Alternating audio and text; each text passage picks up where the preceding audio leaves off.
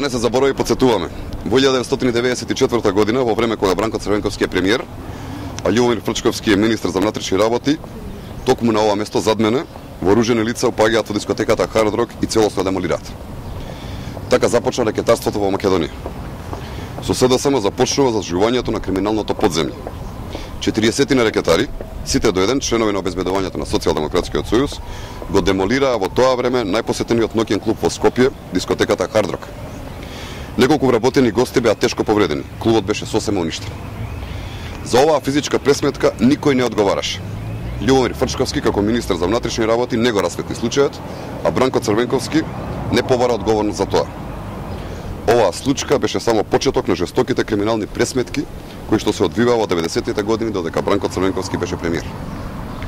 Ова е уште еден настан кој потврдува дека за Бранко Црвенковски е важен само личниот профит, а не интересот на граѓаните. Ако СДСМ заборава, граѓаните не забораваат. Затоа, тие на изборите на 5 јуни ќе го казнат Бранко Црвенковски.